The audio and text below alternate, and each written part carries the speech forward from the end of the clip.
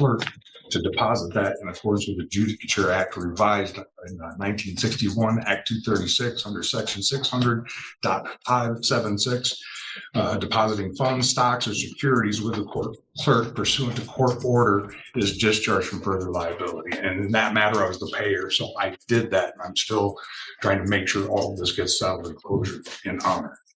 Oh. Today's courtroom hearing takes an unusual turn when a defendant claims he can erase his charges with a financial certificate. And now we are down to People of the State of Michigan versus David Thompson, file 24-3559FH. Yep. David Houghton, appearing on behalf of the AG's office. Mr. Thompson is representing himself, and I'm advisory counsel in this matter, but I can advise the court there is no other agreement. All right. So Mr. Thompson is now here. Making his way to the defense table. Yes. Oh, sorry. Just call me David. You're on. All right. Well. All right. So we are currently set. So you can have a seat.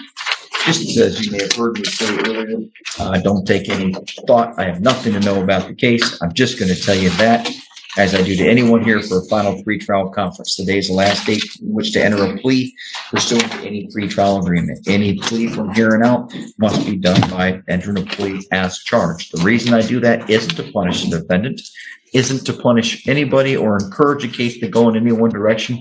It's just to encourage you all to exhaust any negotiating that you've got to do, because everybody's got to issue subpoenas. Subpoenas have to be served by police officers or process servers.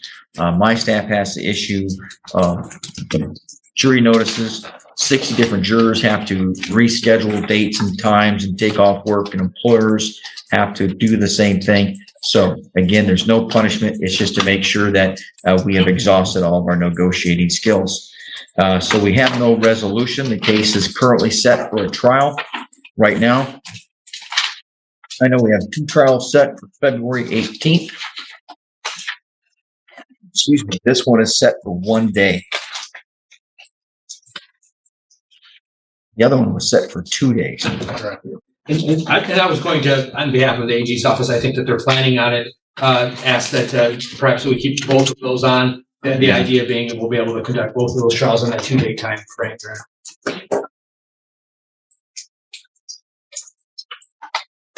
And was there a jury demand, I assume? There was, sure. I'm going to move this to start on February 19th. So that way we have the 1 day to do the other file and the second day to do this case. So I'll issue jury letters to 4 sets. 4 panels, 2 for each day. So Mr. Thompson, that means that even though your notices say that our trial was to begin on the 18th, we're going to begin it on the 19th. We do jury selection in the morning. I need to remind you that your choice to represent yourself, you're making that on your own. Is that correct? That's correct. You understand the court can appoint an attorney to assist you? Yes, Yep. I know. Yeah, I know he's helping you, yes. but you understand that he's not really representing you. Like, in other words, he's not doing the cross exam, direct exam. That is correct. All right, and you understand that while it might seem illogical, I have to, by law, require you to follow the same rules in the courtroom. Okay. So if you need to enter a piece of evidence an exhibit into evidence, you're asking questions, you're going to have to follow the same rules, okay? And just make sure you say yes. Yes. Thank you. Every person has a right constitutionally to due process, and every person also has the right to represent themselves. And again, I also just need you to make sure today that you are making this choice to continue without counsel. In other words, representing yourself on your own. Is that right? That is correct, yes. And the key issue when I say on your own, no one's forcing you, no one's pressuring you. It's your choice. They are not. Okay. Copy that. May I? Yes, sir. It's my understanding, Your Honor, that there's a conflict of variance in the law. Equity should prevail. I'm prepared to wrap this up and settle all of this. I've done here in this venue. That's exclusive of Article 3. I appreciate. Yep, I appreciate that interest, but I can't. And let me explain to you why. very briefly. The law and the constitutions for both the state and the United States direct that each side, and that's important, each side has the right to a trial with a jury of 12 impartial persons. And I'm really just sitting here. I don't know anything about the case other than what I see on the charge sheet, which just tells me what there's 2 charges of failing to pay child support. Correct. If you all can't negotiate that between you, I don't really get involved other than monitoring the cases and making sure I know when I've got to be here and what's going to trial. I don't get involved. And even now that we have a trial by jury, I'm not involved other than I'm telling that I run Tiger Stadium here. I mean, this courtroom, and this stadium will be available for the 2 parties. That's it. Okay. So I appreciate that might be your interest and that might be an objective. I can't make a ruling unless there was an appropriate motion. Now, in a criminal case, you can't file a motion to dismiss. I'm always surprised by how many attorneys, not these 2 gentlemen, would file a motion to dismiss in a criminal case. You can't do it. You can in a civil suit. That would be different. But here we can't do that. The law does not allow me to resolve this case unless you were all doing a trial without a jury. Since you're doing a trial with a jury, all I'm in charge of is monitoring Tiger Stadium. Okay? Could you please repeat yourself the last 2 sentences, because I heard something and I want to make sure I heard it correctly. Hopefully I got it right. You can't do a motion to dismiss. Well, you can in the middle of the trial when the prosecutor rests. If the prosecutor doesn't prove each element, then you can do a motion for a directed verdict pursuant to Michigan Court Rule 6.429. Either 429 or 419. I think it's 429. You can do a motion for a directed verdict at that time. Until we get there, I can't dismiss a charge. There's some other rules, like if he violates the 180-day speedy trial clock, right, and you're sitting in trial in jail. But other than that, there aren't any ways that I can dismiss the case unless this case is before me, there's no jury, and it's in a trial. So if you requested and waived your right to a trial, by the way, Mr. Denhouten would have to waive his right to a trial, and I would have to agree. Since you both have told me you want a jury trial, or at the very least Mr. Denhouten has, I can't decide the case. Okay, that's all. That's okay. It's all right. That's what I'm here for. And I do appreciate You bring up the Constitution because the arrest warrant regarding when I was arrested in this matter was done ex parte. I had no notice of this. I've been writing it's okay. with their client. An arrest warrant can be issued ex parte. The law allows that. There are rules that allow a district court judge or magistrate to issue an arrest warrant based upon a complaint. Under the rules, but where does it say that in the Constitution? Because I've done read that puppy backwards, forwards, upside down, sideways. It doesn't. It just says it just says an arrest without a warrant is illegal. But the Michigan law doesn't. Michigan law tells us what we can do, or what. Sorry, not we, but law enforcement can do, because they don't work for me. I don't work for them.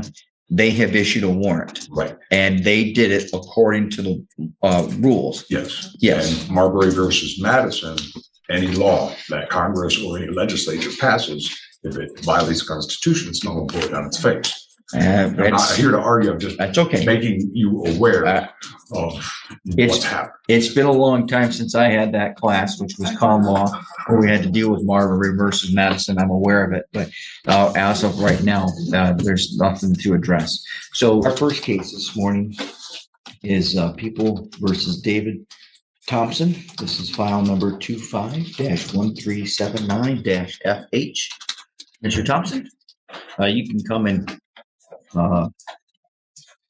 take a seat.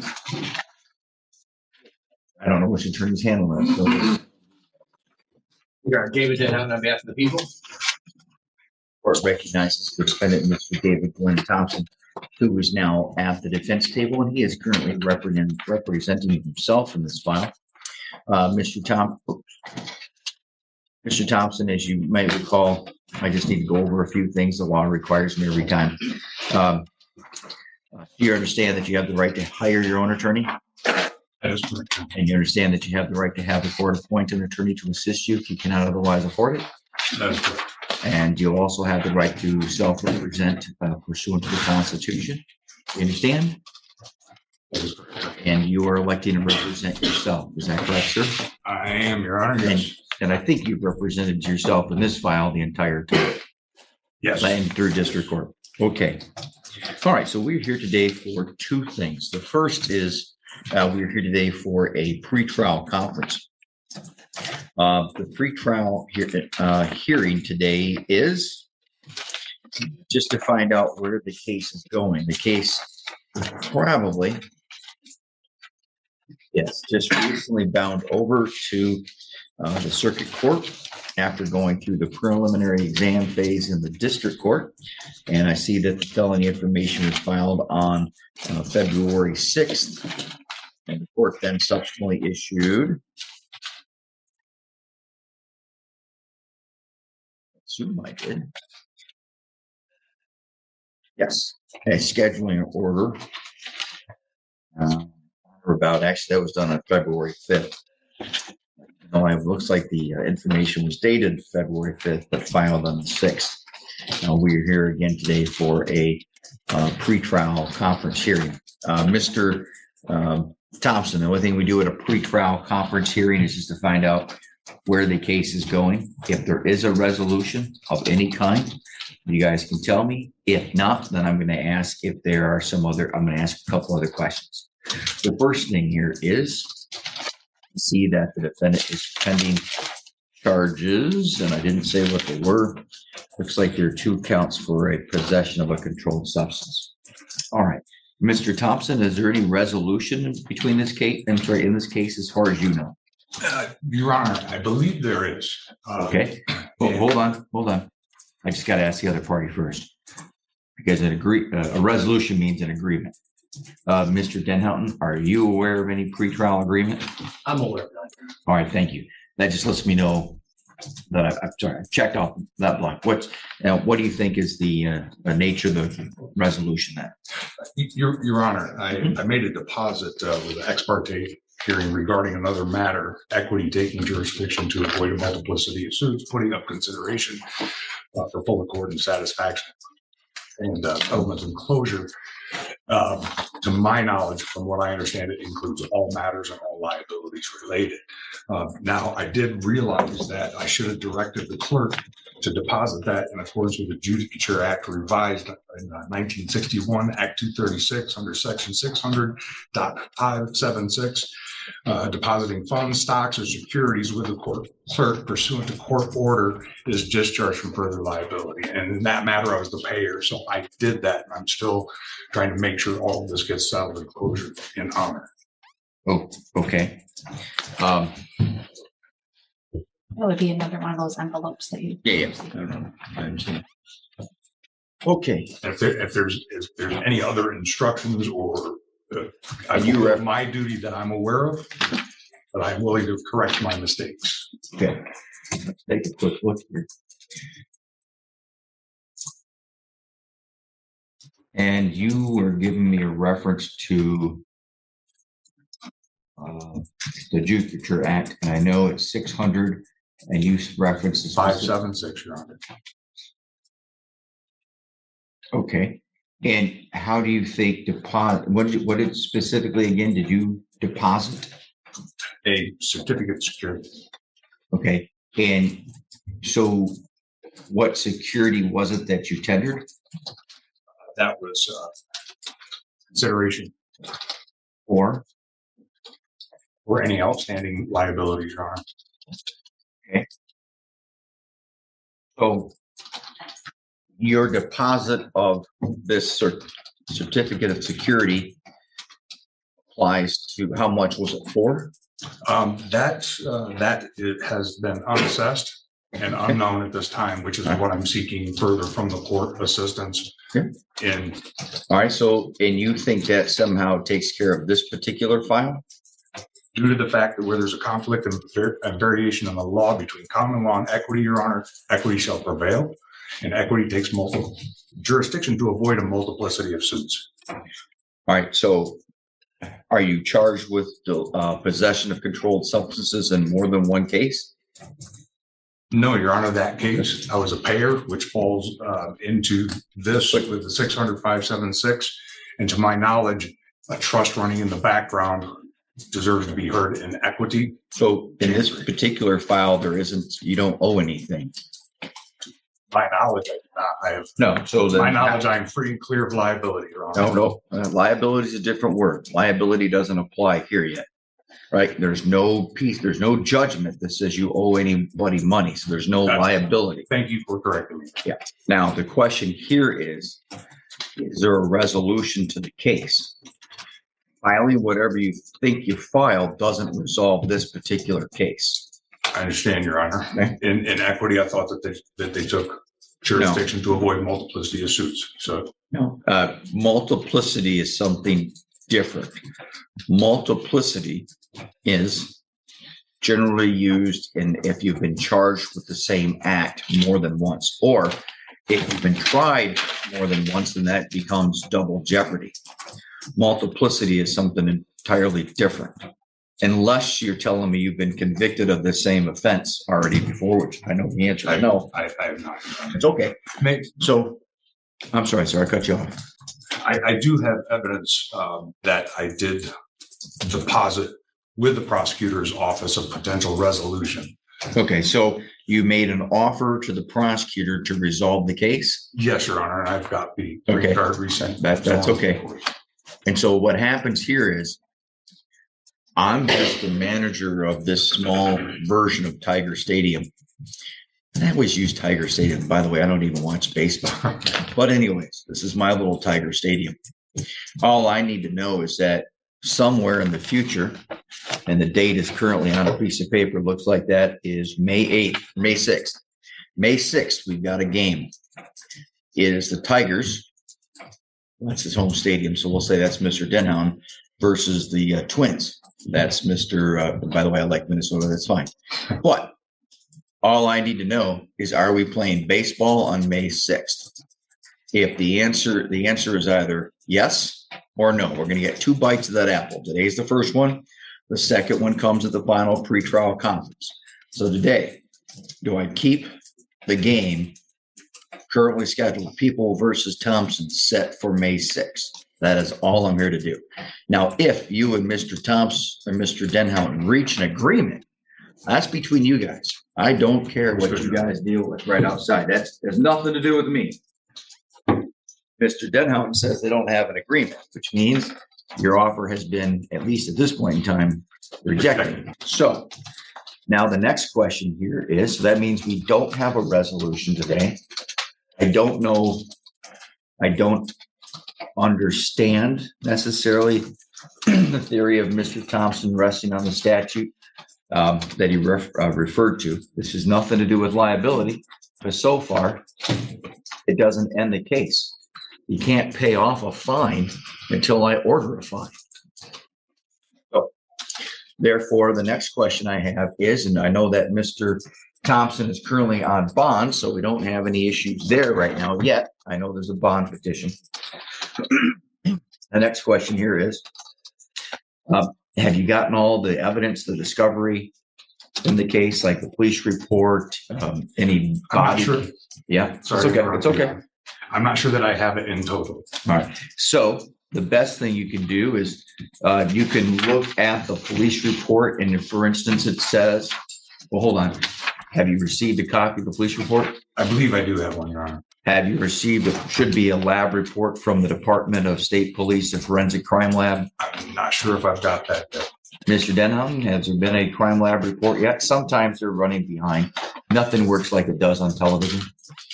Your Honor, it has been submitted, but I don't believe we have a copy of it. All right, so that means I turn over here, and I'm just going to say on my discovery issue, still. Your Honor, I stand corrected. I do have a copy of it. Never mind. I don't have to write that down. The next is was there a prelim? There was, Your Honor. Okay. Let's make sure that I ordered the prelim transcript There is audio and video that has been submitted as well. Okay. He doesn't have a copy. I'm happy to send another copy. All right.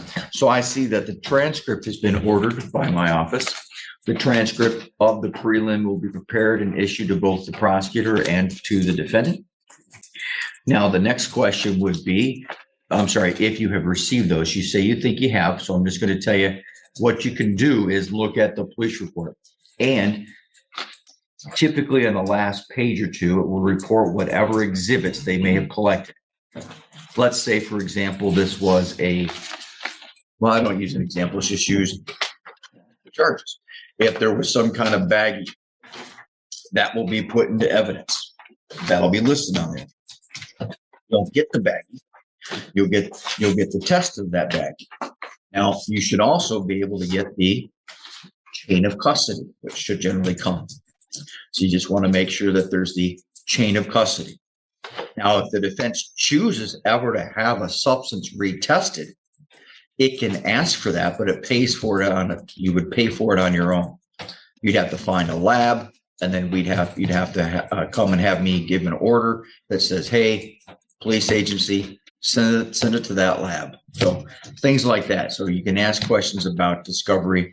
But so far right now, it seems like you have it. But again, if you look at that police report, look at the last 2 pages, it will list all the exhibits, and you're going to want to make sure you've got those exhibits. And typically there's some kind of body camera.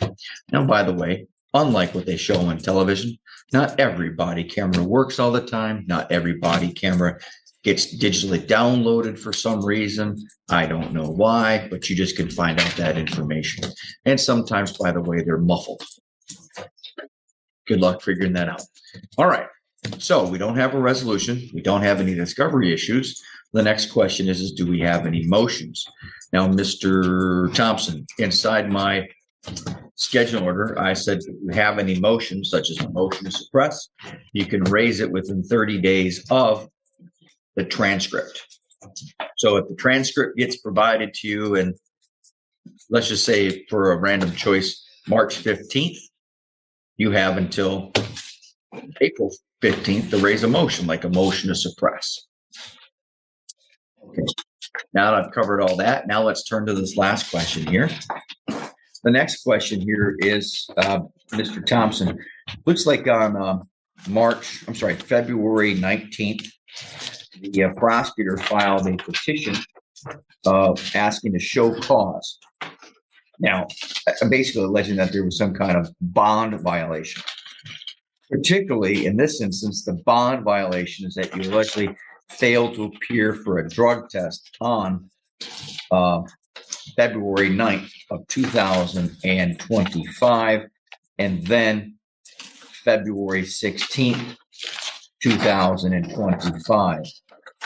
Now, the prosecutor could have asked for a bench warrant. He didn't do so, which is pretty common in this kind of a situation.